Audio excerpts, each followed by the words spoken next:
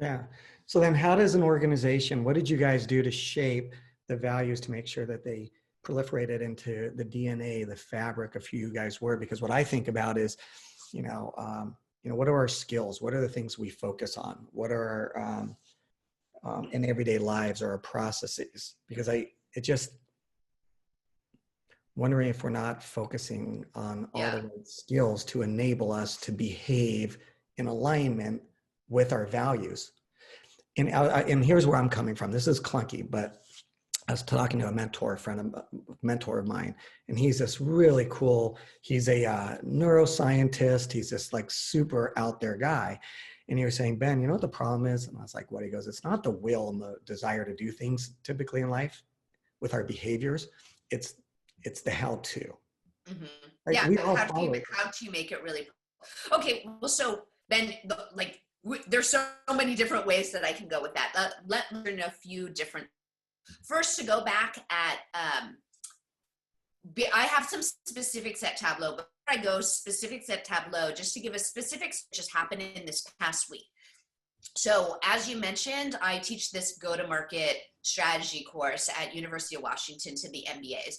And so I had felt like there actually was not enough learning in the business school about go-to-market sales and how to approach that. And that's one other thing we might want to talk about here, is just having an integrated go-to-market strategy that starts at the beginning and weaves back to mission, vision, culture, whereas many companies don't even think about their go-to-market strategy is actually founded on that. So I'll come back to that.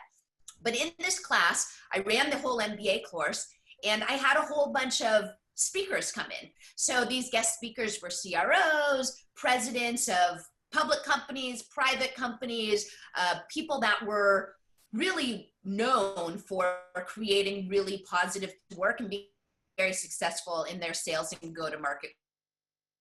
At the end of each of the times that they were there speaking, I was the class. And again, this was just a question. I would maybe tell them I'm going to ask the question ahead of time, but I didn't give any thoughts of what I wanted them to say. And the question was, is there anything that you want to leave these students as they go out into the world? And everyone answered the question. And when we had this past week, we just had our final class because UW is just finishing up. And I asked the students, what was an interesting takeaway that you got from the theory and the arc of the whole class? And the interesting thing was every single one of these, without any prompting, I mean, I didn't talk to them ahead of time. At the end, when I said anything to take away, every single person, their takeaway, they had two things in their answer. It was lead with empathy, treat others with empathy, and always focus on the people, which are the things that we're talking about, which the students thought, wow, that was actually pretty surprising. Like, you have these go-to-market leaders. I thought they were going to leave me with some tactical sales advice or what to do. And they all talked about empathy.